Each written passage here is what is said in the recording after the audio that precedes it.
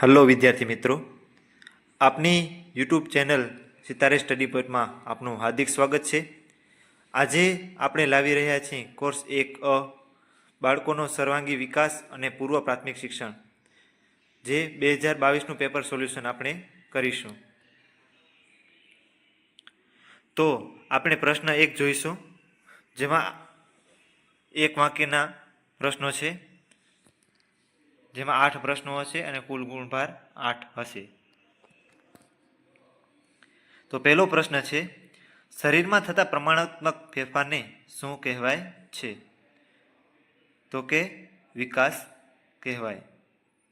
બીજો પ્રશ્ન છે, 2 થી 6 વર્ષ સુધીના સમયગાળાને કઈ અવસ્થા ગણવામાં આવે છે?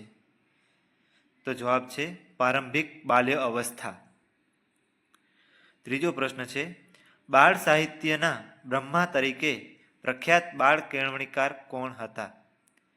તો જવાબ છે ગીજુભાઈ બધેકા. પ્રશ્ન 4, ક્રો અને ક્રોના મતે રસ એટલે શું? જવાબ છે રસ એ એક એવી પ્રેરક શક્તિ છે જે આપણને કોઈ વ્યક્તિ, વસ્તુ કે ક્રિયા પ્રત્યે ધ્યાન આપવાની ફરજ પાડે છે. પ્રશ્ન 5, જે એક નિશાળ ખોલે છે તે એક જેલ બંધ કરે છે. આ વિધાન કરનાર વ્યક્તિ કોણ હતા? તો કે વિક્ટર હુગો. પ્રશ્ન 6, ડ્રીવર સામાજિકતાના વિકાસનો અર્થ શું જણાવે છે? વ્યક્તિ પોતાના સામાજિક વાતાવરણને અનુરૂપ બનીને તેની સાથે અનુકૂલન સાધે છે, તેનો અર્થ સામાજિકતા નો વિકાસ થાય છે. અહીંયા પ્રિન્ટિંગ મિસ્ટેક છે, આમાજિકતાની સામાજિકતા આવશે. પ્રશ્ન 7, વુડવર્થના મતે સંવેગ એટલે શું? સંવેગ એટલે સમગ્ર ચેતાતંત્રની શુદ્ધ અવસ્થા. પ્રશ્ન 8, ઓલપોર્ટે આપેલી વ્યક્તિત્વની વ્યાખ્યા લખો. તો વ્યક્તિત્વ એટલે શારીરિક, માનસિક લક્ષણોના તંત્રનું ગઠન, જેને લીધે વ્યક્તિ પરિસ્થિતિ સાથે અનુકૂલન સાધી શકે છે. હવે આપણે પ્રશ્ન 2 જોઈશું, જેમાં આપણે ટૂંક નોટ લખો. પૂર્વ પ્રાથમિક શિક્ષણના ધ્યેયો. પૂર્વ પ્રાથમિક શિક્ષણના ધ્યેયો. પૂર્વ પ્રાથમિક શિક્ષણના ધ્યેયોની વિચારણા કરતી વખતે સામાન્ય રીતે શિક્ષણશાસ્ત્રીઓ આ અંગે શું મંતવ્ય ધરાવે છે તે જણાવવું જરૂરી ગણાય. Gijubhai, madam Montessori, Gandhiji, doctor Zakir Hussain, Jagatrambhai Dave અને કોઠારી કમિશન 1966 દ્વારા પૂર્વ પ્રાથમિક શિક્ષણના ધ્યેયો સૂચવેલા છે. આ તમામ સૂચવેલ ધ્યેયોમાં ઘણી ખરી સામ્યતા જોવા મળે છે. આથી સંકલિત સ્વરૂપે પૂર્વ પ્રાથમિક શિક્ષણના ધ્યેયો નીચે મુજબ ગણાવી શકાય. તો કે બાળકો સ્વાવલંબી અને સ્વાધીન બને છે, બાળકના સ્વતંત્ર વ્યક્તિત્વનો વિકાસ કરવો, ઇન્દ્રિય શિક્ષણ દ્વારા બાળકોને સર્વાંગી વિકાસ કરવો, બાળકોમાં મુક્ત અભિવ્યક્તિની ખીલવણી કરવી વગેરે જેવા ધ્યેયો નીચે મુજબના છે.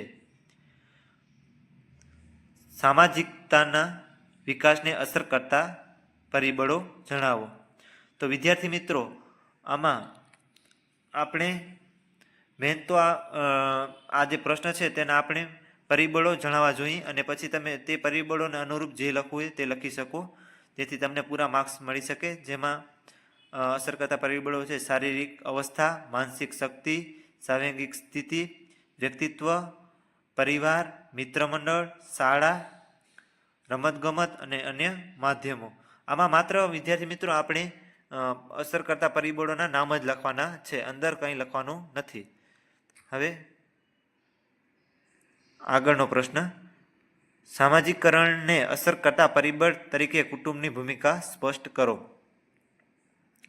કુટુંબ. ઘર એ પ્રારંભિક અનૌપચારિક શૈક્ષણિક સંસ્થા છે અને માતા બાળકની પ્રથમ શિક્ષિકા છે. 5 થી 6 વર્ષ સુધી બાળક માતા પિતા અને સગા સંબંધી પાસે રહે છે.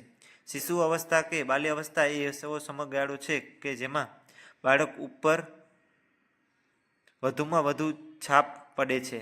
જો બાળકને અનુકૂળ સામાજિક અને મનોવૈજ્ઞાનિક વાતાવરણ પૂરું પાડવામાં આવે તો બાળકના વર્તનને અપેક્ષિત સ્વરૂપ અને દિશામાં આકાર આપી શકાય. બાળકને કુટુંબમાં નકારાત્મક વલણના સંસ્કાર મળે તો શાળા શિક્ષણ દરમિયાન અસરમાંથી મુક્તિ કરવાનું કપરું બને છે. બાળકને ઉછેર પૂરી સંભાળ તથા ધ્યાન સાથે પ્રેમાળ અને મુક્ત વાતાવરણમાં થયો હોય તો પાછળથી તેવું બાળક તંદુરસ્ત વિકાસ સાધી શકે છે. આથી ઘર કે કુટુંબના બાળકના વ્યક્તિત્વના બૌદ્ધિક, સામાજિક, સાંવેગિક અને નૈતિક પાયા નાખવાની ખૂબ મહત્વની ભૂમિકા ભજવે છે. અને આ તેના 5 મુખ્ય કાર્યો છે. હવે પ્રશ્ન છે જે બાળકનો ભાષાકીય વિકાસ વર્ણવો. તો વિકાસના વિવિધ તબક્કા સંબંધિત બાળકનો ભાષા વિકાસ, જેમાં માધ્યમ દ્વારા બાળકો પરસ્પર વિચારોનું વહન કરે છે અને ઈચ્છાઓ અને લાગણીઓને અભિવ્યક્તિ કરે છે તેને ભાષા કહે છે. માતાને જોઈ બાળક હસે છે અને જોઈ પોતાના હાથ ઊંચા કરે છે અને માતા તેને ન તેડે તો તે રડવા માંડે છે. આ વર્તન દ્વારા બાળક કંઈક કહેવા માગે છે અથવા કોઈ ભાવ વ્યક્ત કરવા માગે છે. મિત્રો, આમાં ઘણું બધું લખેલ છે, પરંતુ તમે 4 મુદ્દા આપો તો તમને પૂરા માર્ક્સ મળી શકે. સામાજિકતા મિતિ ઉદાહરણ સાથે સમજાવો. માનવ એ સામાજિક પ્રાણી છે. વ્યક્તિ કે નિરાધાર દશામાં જન્મ લઈ સમાજમાં સુરક્ષા મેળવી ક્રમશઃ સમાજની અંગભૂત બને છે અને જીવનભર સમાજમાં રહીને જીવનના વિવિધ વ્યવહારો કરે છે. આથી વ્યક્તિના સામાજિક થવાની પ્રક્રિયા વ્યક્તિ તેમજ સમાજ અસ્તિત્વ માટે મહત્વની ઘટના છે. તમે વિદ્યાર્થી મિત્રો આ બધાનો સ્ક્રીનશોટ લઈ લેજો અને આપણે આવડું બધું લખવાની કોઈ જરૂર નથી. તમે આમાંથી 4-5 મુદ્દા લઈ અને ટાંકી દો તો તમને પૂરેપૂરા માર્ક્સ મળે છે. હવે પ્રશ્ન 3, જેમાં માગ્યા મુજબ ઉત્તર લખવાના છે. કોઈ પણ 3 છે, પણ વિદ્યાર્થી મિત્રો આપણે બધા જ પ્રશ્નના સોલ્યુશન આપણે કરશું. પૂર્વ ક્રિયાત્મક અવસ્થા 2 થી 7 વર્ષના વિકાસ. તેનો જવાબ છે, આપણે વિદ્યાર્થી મિત્રો સ્ક્રીનશોટ લેતા જશું કે પ્રારંભિક બાલ્યાવસ્થાથી પ્રાથમિક શાળાના વર્ષોની આ અવસ્થાને પિયાજે પૂર્વ ક્રિયાત્મક અવસ્થા તરીકે ઓળખાવી છે. આપણે આ બધાનો સ્ક્રીનશોટ લઈ લઈશું જેથી તમને આવનારી 2026ની વાર્ષિક પરીક્ષામાં ખૂબ મદદરૂપ બનશે. હવે પ્રશ્ન છે પ્રશ્ન 3નો બીજો, મનોસામાજિક વિકાસના શૈક્ષણિક ફલિતાર્થો જણાવો. તો મનોસામાજિક વિકાસના શૈક્ષણિક ફલિતારો કંઈક આ મુજબના છે. અને વિદ્યાર્થી મિત્રો આપણે મુદ્દા વાઇઝ લખશું તો વાંચનારને સરળતાથી સમજાશે અને ઓછું લખીએ તો પણ ચાલે. આવી રીતે આપણે ફકરા વાઇઝ લખશું તો વધુ લખવું પડશે અને સમજવામાં પણ ભૂલો થઈ શકે. તમે આ બધાના સ્ક્રીનશોટ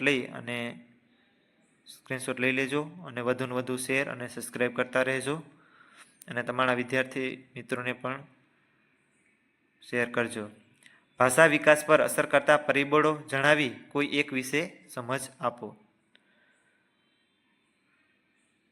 આ બધા ભાષા વિકાસ પર અસર કરતા પરિબળો છે.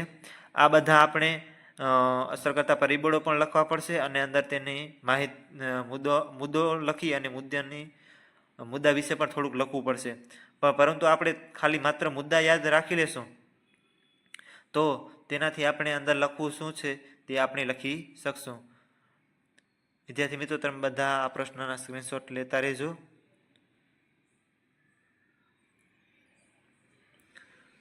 વૃદ્ધિ અને વિકાસના તફાવતના 3 મુદ્દા લખો. વિદ્યાર્થી મિત્રો અહીંયા 3 મુદ્દાનું જ કહ્યું છે, પરંતુ આપણે વૃદ્ધિ અને વિકાસના તફાવત પૂરેપૂરું પાકું કરી લેશું, કારણ કે આ પ્રશ્ન છે એ 2 માર્ક્સ, 3 માર્ક્સ અને 5 માર્ક્સમાં પૂછાય છે. અને ખૂબ આઈએમપી પ્રશ્ન છે. આ બધી જ પરીક્ષામાં પૂછાતો પ્રશ્ન છે. એટલા માટે આપણે આ પ્રશ્ન તૈયાર કરી લેશું. હવે છે નીચેના પ્રશ્નોના સવિસ્તાર ઉત્તર લખો. વિકાસની સંકલ્પના સ્પષ્ટ કરી વિકાસને અસર કરતા પરિબળો સમજાવો. ઉંમર વધવાની સાથે આપણા વર્તનમાં થતા પ્રગતિશીલ ફેરફારને વિકાસ કહે છે. વિકાસને કારણે જે વ્યક્તિમાં પર્યાવરણ સાથે સમાયોજન સાધવાની ક્ષમતા વધે છે. વિકાસ એ શારીરિક ઉપરાંત માનસિક પાસા સાથે પણ સંબંધિત છે. વિકાસની પ્રક્રિયા એ વૃદ્ધિ કરતાં જટિલ છે. વૃદ્ધિને પરિણામે પ્રાપ્ત થતું સામર્થ્ય એ વિકાસ છે. દાખલા તરીકે સ્નાયુની વૃદ્ધિ બાદ બ્રેક મારતા શીખવું. હરલોકના મતે વિકાસ એ ગુણાત્મક ફેરફાર છે. પરિપક્વતાના લક્ષ્ય તરફ લઈ જતા ક્રમબદ્ધ સુસંવેદી અને પ્રજ્ઞાત્મક ફેરફારને વિકાસ કહે છે. હવે વિદ્યાર્થી મિત્રો તમે આગળ સ્ક્રીનશોટ લેતા જાજો, જેનાથી તમને વાંચવામાં સરળતા રહે અને પરીક્ષામાં યોગ્ય માર્ગદર્શન મળતું રહે.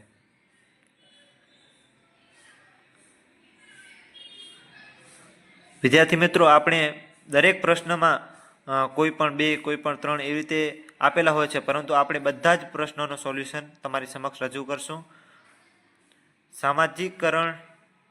સામાજિકરણમાં સામાજિક આર્થિક સાંસ્કૃતિક ભિન્નતા સમજાવો. સામાજિકરણમાં સામાજિક આર્થિક સાંસ્કૃતિક ભિન્નતા.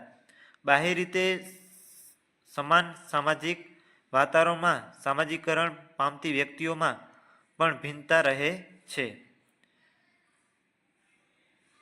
વિદ્યાર્થી મિત્રો તમે બધાના સ્ક્રીનશોટ લઈ લેજો.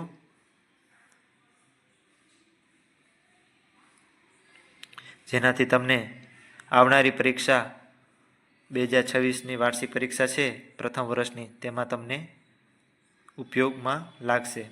રસના પ્રકાર જણાવી રસના ક્ષેત્રોની સમજ આપો.